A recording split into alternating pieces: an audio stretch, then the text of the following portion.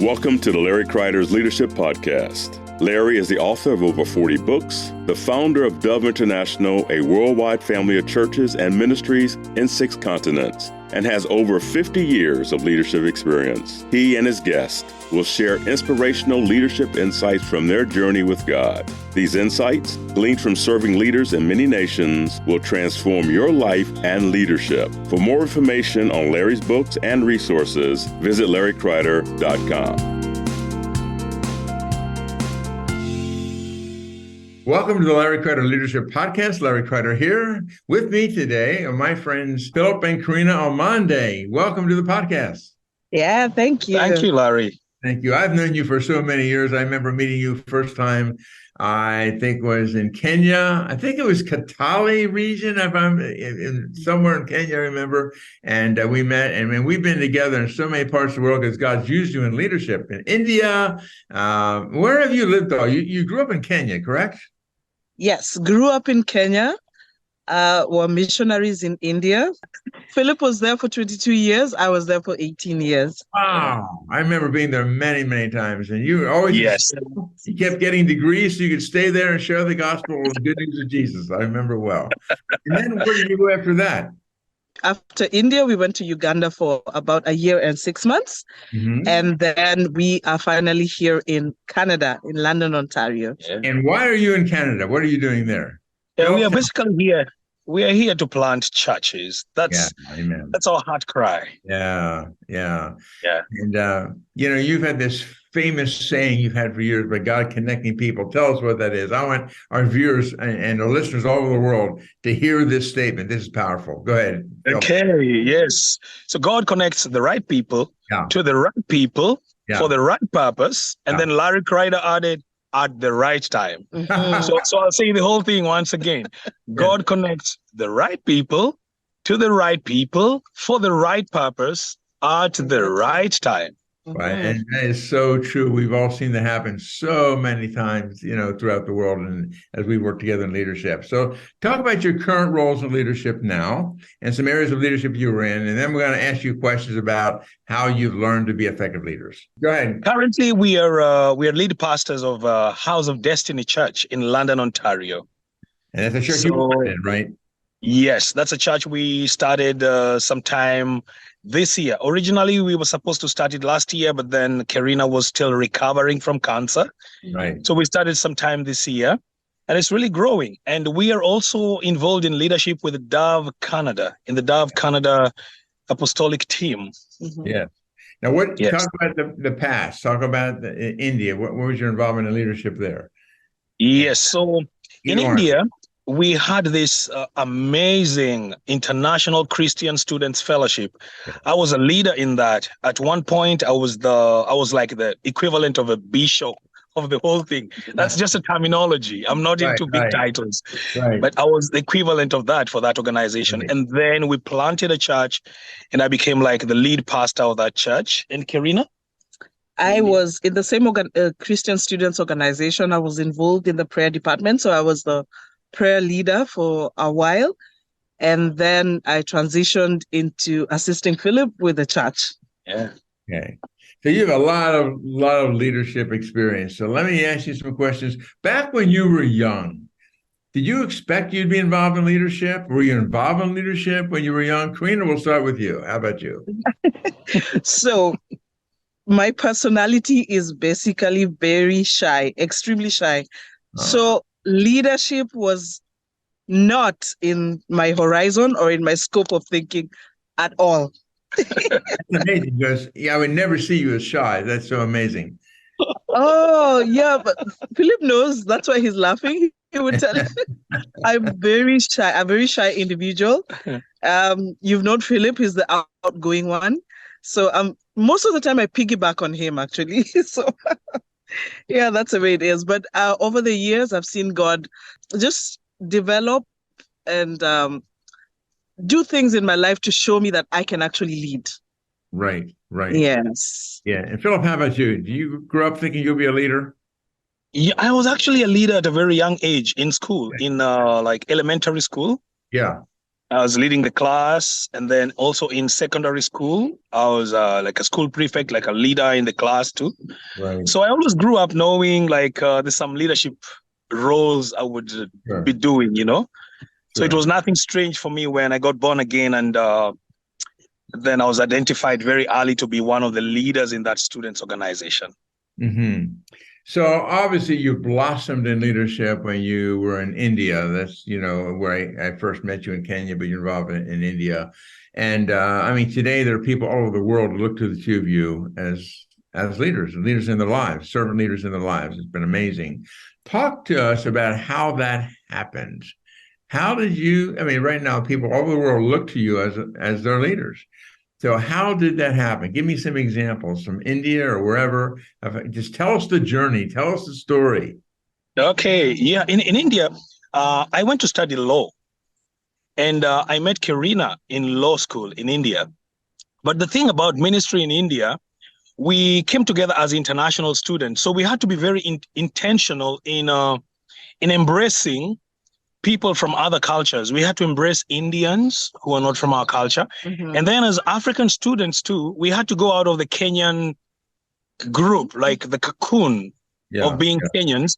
We had to embrace other nationalities.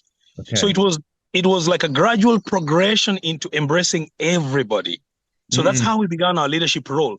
And very quickly we were able to form teams because we realized we could not do the work alone. Right.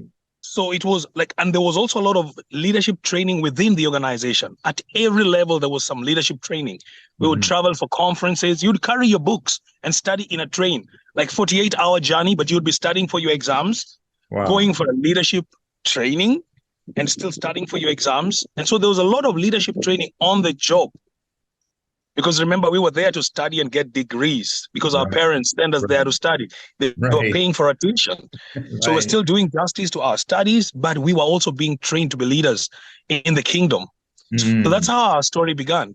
And when we finished our role with the students' organization, we transitioned into local church. Right. And so now right there, all the responsibility of leadership was on our shoulders. So how did that happen? The two of you started a local church, right? Yes. So I had the vision, and it was confirmed through some of my prophetic friends. And then I invited Kerina and a bunch of other students, about 25 of them. Okay. So we prayed and fasted and waited on the Lord for a date. And we selected a date, and we just announced in the city of Mysore that, hey, guys, there's a new church starting. You're welcome to be part of it. Okay. And we started a church back in the year 2000.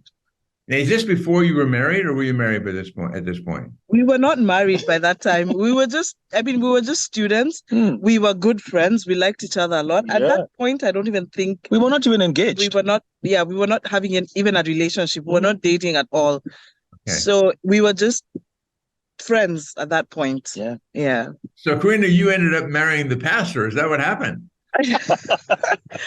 Yeah, so that's also a long story, but I never thought, actually, when I went to India to study, one of the things I had said to myself is I love this part. You need to listen to this. I'm listening closely.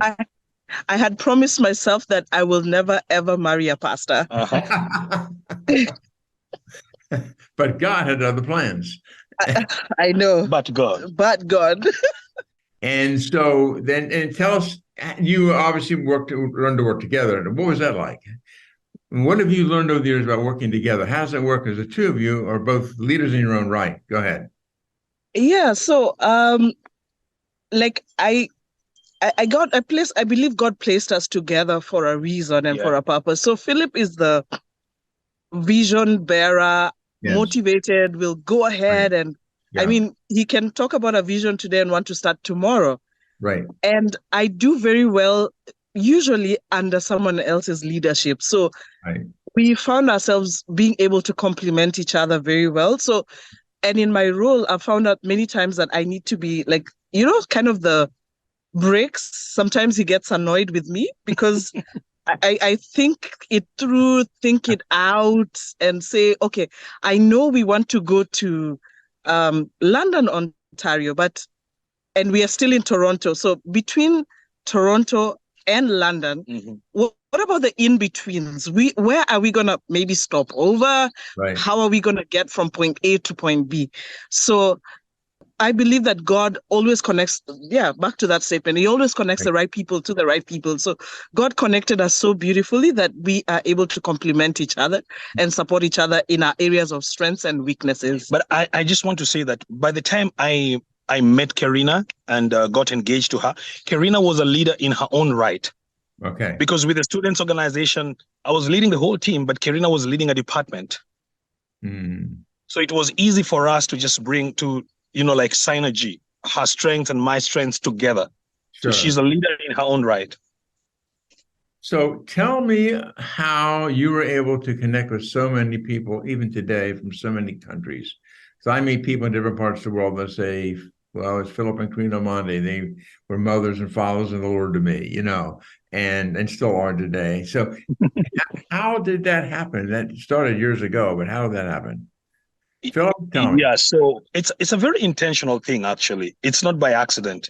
Yeah, it's a very intentional thing. We found out in India that if we only stuck around with our Kenyan friends, because many foreign students do make that mistake. They come from Uganda and they want to find out where Ugandans live, where Ugandans hang out. But Kerina and I decided, no, we're not going to do this. We're going to break out of our camps and reach out to the other groups. And we found it works. Because there were people in those groupings who were thinking like us. It just needed one person or a couple to come out to the forefront and say, hey, come on, guys, get out of your little cocoons and let's come together. So it's a very deliberate strategy of reaching out to somebody who doesn't look like you, who doesn't eat your food. And we started developing that very early in the church. So the natural byproduct of that is we have a lot of spiritual children in different countries of the world. And, we treasure them. I mean, they feel like, Philip is a Kenyan, but he does not, that does not hinder him from, embracing a Zambian or a South African or an Indian person. So they feel I'm one of them. And another thing that also, when we were working, especially with students, we always told ourselves that these people will be students for a season. And we deliberately chose not to look at them or look down on them just as students, but we looked at them as potential. Yeah. We knew that God would take them back probably into their countries or to other countries of the world. And we knew that they would be world changers. Yeah. So we intentionally developed their giftings. A lot of students would come to us who didn't know anything about themselves, didn't even think they could do anything. But God gave us the ability. By God's grace, we were able to see the potential in them and intentionally develop that potential. Then they discover their gifts and they're like, oh, I didn't know I could do this. And by the time they were done with us, 3 years, 4 years, go back to their nations and start businesses. Others are Christian ministry, or they're just leaders in their own capacities by the time they left us. And so it was intentional. And they still feel very connected to us because of what happened in India. Yeah. That's beautiful. So do you still have a lot of connection with many of them today? Yes. We do. We talk almost on daily basis. Yeah, so it's different because many of them now have moved on. They're married with children. Sure. So, but we still do make a deliberate effort to be in touch with them. And also, thank God for technology. So we've developed a group, like for all the alumni that went through Destiny Center in Mysore. So we have an alumni group where once they graduate, we put them into that group. So we're still in touch with them regularly. Yeah, not just one group, Kerina. We've developed 4 groups. Yes. There are 4 groups. There's one general group and like the specific groups, like these for this particular task, this group for this task. But then there's one group which brings together all the alumni. And we all feel like it's just a global village. It's just like you can reach out to a guy who's in New York. You can reach out to a guy who's in Cape Town, South Africa, Ghana. Beautiful. As you look back, are there some things you wish you would have known when you started? Could you speak to that? Yeah. Number one, I was very enthusiastic to raise the leaders and commission them to do stuff within the kingdom. And sometimes I think it was premature to release some people, or not even to release them, to place leadership roles on them. I remember Keith Yoda coming to India and offering some very valuable advice because we were struggling. We were seeing like many of our leaders were being overwhelmed by the kind of responsibilities we were giving them. And he was able to help us identify that, like this is like you commissioned them too prematurely. Don't be too quick. And then another one was issues to do with financial integrity. We didn't put down mechanisms to make sure there was financial integrity within the group. So sometimes our accounting for the finances and stuff was not up to the mark, and that sometimes brings a lot of conflicts and stuff like that.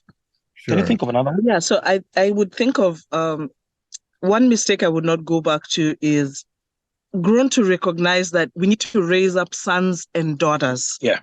More than just raising leaders. Raising leaders is good, but we've come to recognize that you would rather put more of your energy raising sons and daughters. So because we realized that we wasted so much time with some people who were never willing to get our DNA. Yeah. And right from the word go, there were red flags and signs that this person will never really get it.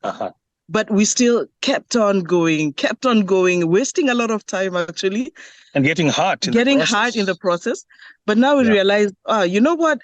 Some people, maybe we should have just given them space and work more and put more energy into the people that were willing to learn. Yeah. That's a big one. Yeah. So that say that again. That's worth repeating. Yeah. So for me, one of the things that really stood out was make deliberate and use your energy to work on the people that are willing to go with you rather than wasting time on people who clearly, because right from the get-go, you can see somebody who's willing to go with you the extra mile. Yeah. So sons and daughters, take more time on sons and daughters who can get your DNA, not just followers. Yeah. So for me, one of the things looking at right now is work on sons and daughters, not just followers. That is so good. Let me ask you this. You look back, any major mistakes you made? Did you make any mistakes? Lots of mistakes. Lots of mistakes. Major ones. Really stands out. Major ones is over trusting some individuals. I mean, our trust should be in the Lord. Yes. Yeah, there were people who had even thrown up their hands like, I'm leaving the church. Yeah, you're not good leaders. You're not good pastors. And we were like, no, brother. We went to beg them. Please stay in the church. No, how would it look to the outside world if you quit, if you left? That was a big mistake. The moment they say they wanted to leave, we should have prayed over them and released them in peace. Because we really suffered with those people. We should have let them go. A big mistake. They left anyway. It'd been a lot better if they would have left. They ended up leaving, and it was not in a very good way. Yeah, it'd been better for them and for you. And we've all made that mistake. One of the major mistakes I probably can identify is not having boundaries. Oh, yeah. Because as leaders, people expect you to sort out literally all their problems. And sometimes you let them in, because of that, you let them in too close to you. And I've realized that the people you let in too close to you are the same ones who will take whatever information, because our house it's not anything like perfect. Our marriage is not perfect. Yeah. Our kids are not perfect. Nothing is perfect. But they will take that information and spread it out there. And it's very, very painful. So I'm learning to have boundaries. You don't have to allow, just because you're trying to help them, doesn't mean you always allow them into your inner circles of your life. So share information wisely, share your space also wisely. Can I just share one more, just based on what Kerina is saying? I overexerted myself in my leadership role in India till I had to go for 3 surgeries. Because I was burnt out, yet I just kept on doing it. 3 surgeries. It took a very wise woman of God from Kenya who told me, hey, Philip, you did not die for the people on the cross. Jesus. You're not Jesus. You are Philip. Stop trying to die for the people. God has not called you to die for the people. I mean, I was having problems even attending college because I thought, as a leader, I have to do A to Z. Right. And so we learned, that was a big mistake. So we realized, there's something known as delegation and stuff. There's something known as taking rest or leading from a point, from a position of rest instead of toiling away. I was just toiling away. Yeah, the Bible said there's a rest for the people of God, So true. And that's so good. What's amazing about these principles of leadership is they apply to any culture. Now, you've lived them out in India, you lived them out in Kenya, you lived them out in Uganda, you're living them out right now in Canada, many nations, but they work anywhere in the world. They're biblical principles that work really anywhere in the world. And you've mentioned teamwork briefly. Do you want to say anything more yet about teamwork? And I know teamwork's very important to you and building teams. Anything else you'd like to say about that? For me, teamwork is like, it's the natural. I mean, if you're a disciple of Jesus, Jesus had a team around him. So it's just like when you're working with people, it's a natural byproduct of loving people, embracing them, and doing things together. You will find out that it's so sweet to commission people around you to also get to use their giftings. So over the years, we've learned that teams are very crucial if we are to succeed in the kingdom business we're involved in. One of the things that we're learning, especially right now, and this is after making several mistakes, and this is, again, coming from you, Larry and Laverne, we've learned that don't just create a team and then try to force, literally like the square hole, trying to force a round peg in it. But we've come to recognize that we need to allow people in our team to, what burden do they have? What desire do they have as they look at the church? And how can they fit in? So we've learned that teams are very important, and they provide a sense of strength in the areas where we are weak, because we cannot do everything in the church. Ultimately, nobody can.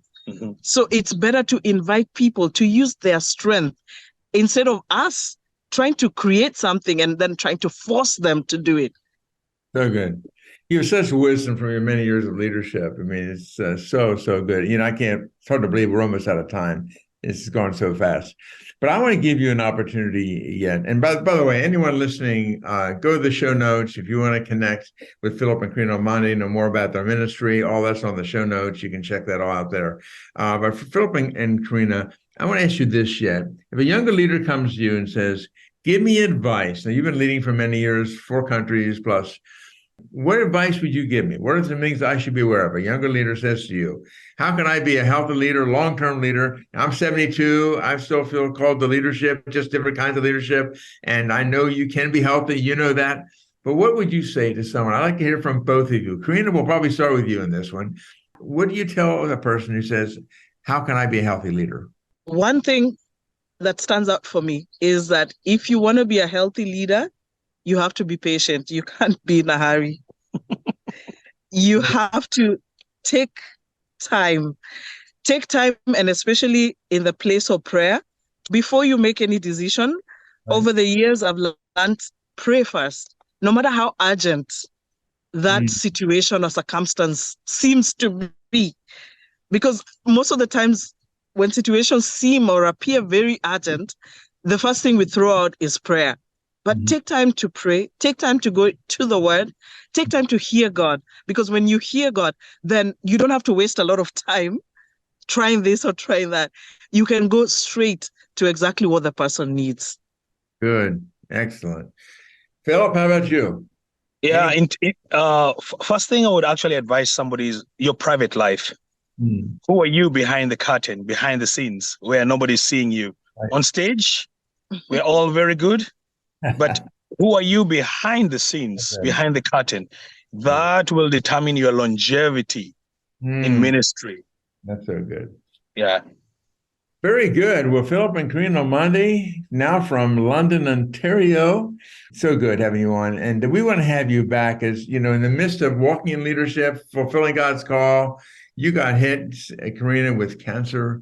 And totally unexpected, and the two of you walked through that. I want to have you back, and we want to hear that story, and people all over the world hear that story and the faithfulness of God, that when we as leaders do go through hard times, God's grace is there for us, and some things we can learn about that from you. We want to have you back for that.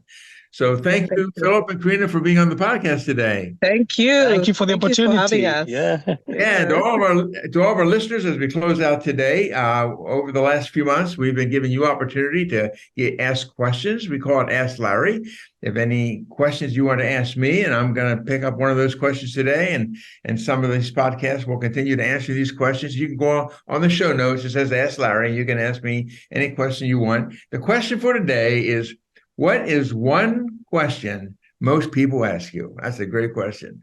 Well, I think the question people ask me the most is when they hear our story, they read our books or whatever, hear what God has done, they say, how in the world did you do that? What's the secret? Is there a secret behind all this? How do you, of course, we were church planners for those that are on the podcast today from different countries who don't know us. In 1980, planted a little church with 25 people in Pennsylvania, USA. God blessed it. As many people came to Christ, it grew to a couple thousand. And then 15 years later, we started a movement of churches around the world. And that's how I met Philip and Kerina, in fact. And then we started, we called it church planting movement, grew to 1,100 plus churches throughout the nations. They say, how did you do that? Well, I tell them two things. Number one, it's just the grace of God. It's just God's grace is amazing. It's the grace of God. And that's something we were looking for. You're just obeying Jesus, and he did it. Number two, second, is God gave us such amazing people in our lives, on our teams around the world for this to happen. So it's the grace of God and having amazing teams of people. And Philip and Kerina Omondi, you've been part of that team. And you're so people I'm talking about. Again, thank you, Philip and Kerina Omondi, for joining me today.